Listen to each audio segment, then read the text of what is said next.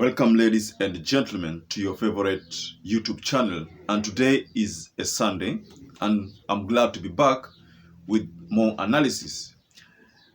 This 2022 general election has been full of prophecies. We've seen a couple of prophecies trying to justify the outcome of the presidential election. But there is one or two of the prophecies that I realized that are so much relevant to what is likely to happen in Kenya going forward. Luke chapter 19, verse 41. It says, "Now as he drew near, he saw the city and wept over it." Why? Because he brought in the sign of his arrival, and yet they did not recognize him. You see people rejoicing, and Jesus looked at them and said, "You are rejoicing in the Pharisees?" In the intro part, you saw that prophecy by none other than Apostle Takim. So, ladies and gentlemen, the election was held, the results were announced, Azimio were not happy, but the courts gave their own verdict. So in the intro, Apostle Takim was giving a revelation that people rejected a leader that was given to the people and is settled for someone else. I'm not a prophet, ladies and gentlemen, so I cannot share more details on the prophecy. But a friend of mine shared something with me about a looming petrol crisis. During the campaigns, the Kenyatta government decided to give a government subsidy that was meant to bring down the cost of fuel. But that was countered by the Kenya Kwanza campaign team as to having something that was meant to lure the people of Kenya into voting for Raila Amolo Odinga. Now, 15th is the day that this petrol subsidy or the fuel subsidy is supposed to end. Now, the expectations of Kenya is that going forward, then Kenya Kwanza will stay true to their word that when they say that they will reduce the petrol to around 120 to 130 per liter. I think that most analysts think that it's not practical. Also, there was a campaign, also in the campaign days, it was alleged that when they get to power, they will reduce the price of unga to around 90 bob per pack. So all these things are expectations of many Kenyans. I've been doing some more rounds and asking some people randomly about what they expect from the Kenya Kwanza government, and most of the things that they talk about is a reduction of the cost of living. Ladies and gentlemen, analytically, we find this to be quite impossible to reduce the cost of petrol from 156 to 120, a margin of 30 shillings. A reduction of 30 shillings is not practical in the Kenyan economy for the petrol. A reduction of price of unga from 200 to 90 is currently close to impossible. So all these things we think were political gimmicks, political campaign gimmicks, which were meant to lure the Kenyan voters into voting for a particular candidate. Let me share with you a certain prophecy by another apostle. Kindly watch that video. Watano. It was in May. Ukumbi wa county ya Nairobi. While I was in the hall of Nairobi City Hall. The City Hall. Naambia niona mnara I told you mrefu. I saw a Kwenye great mnara niona pillar picha. with a picture. Na nikaelezea. And I explained a bit. Na tena tarehe 8 mwezi wa 8. On the 8th of August. Kaambia niliona I told you. mwenye haki. I saw the righteous one.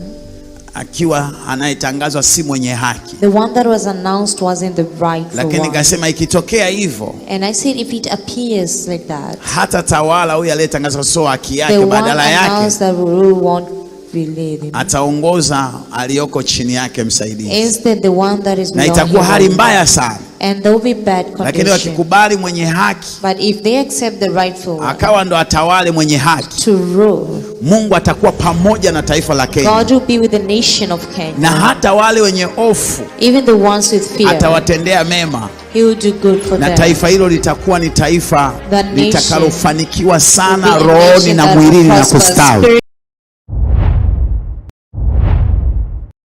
So from that video, you can see very well that there is a strong message that the Russia's person maybe was not going to be awarded that position of leadership, but the second person who was not Russia's was going to be awarded this win, and that there would be problems going forward because the people decided to worship the Pharisees. That is a very strong statement, ladies and gentlemen, from that revelation. Many people have been talking ill about Raila Amolo Odinga, forgetting the struggles that Raila Amolo Odinga put in our country to make sure that we have this freedom of speech, to make sure that we have the independence institutions that we have at the moment. If I can take you back to the days of Kibaki, where there was that Nakuru, if I'm not wrong, the Nakuru, the Nakuru draft, in that the Kibaki government decided to come up with another draft that was going to be the constitution of the Republic of Kenya, and Raila Amolo Odinga decided to denounce that constitution, and it ended up that the country had to go to a referendum, and Raila kept pushing for this until we got a new constitution of the Republic of Kenya. And it's perhaps the biggest reason why we are enjoying the fruits of devolution right now.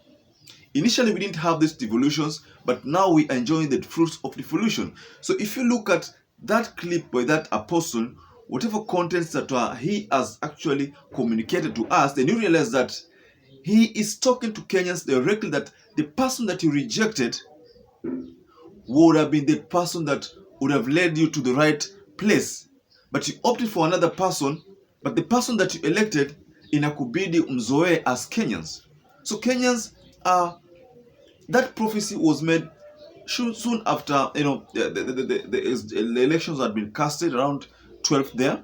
That is the time this was made, because the person that you were to elect, you did not elect, so you elected someone else.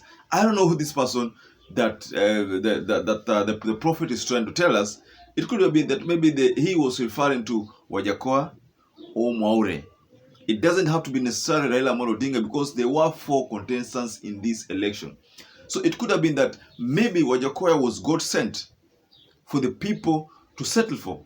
You remember the policies of Wajakoya, whatever he said, how we deal with corrupt individuals when they get to power. There was some following that was growing in favor of Wajakoya. So it could have been that this apostle was making a specific reference to Wajakoya. It could have been to Mwaure or probably Raila Amolo Odinga. But many people believe that it could have been directed to Raila Amolo Odinga. So ladies and gentlemen, do you think that it is going to be as expected? The campaigns were full of all those goodies. You remember what was being promised to us? I remember free internet. Well, I believe the government will provide that. I remember so many promises which were made to the mamambogas, to the bodabodas. What we need to be seeing is that formulation of a cabinet secretary that has mamambogas and the bodabodas, because that is what was assured to us, and that is what Kenyans expect. It's perhaps the reason why in that clip there is the people wanaabudu the Pharisees. People wanaabudu the Pharisees because they were made to believe that all those promises which were communicated in the campaign trails would be delivered, ladies and gentlemen. I'm going to wind up there. I was just sharing that prophecy, and that prophecy is so crucial, and I think people should watch things going forward and be bold in making decisions going forward, lest you plunge into our country into more problems. And that more problems mean the skyrocketing of prices and ballooning of corruption in our country, corruption cases in our country. So, ladies and gentlemen, allow me to welcome you again. And please, if you're a first-time viewer, please take a moment and subscribe to our channel. You can give us a thumbs up, hit the notification bell so that every time we upload a video, you will always become the first person to get notified.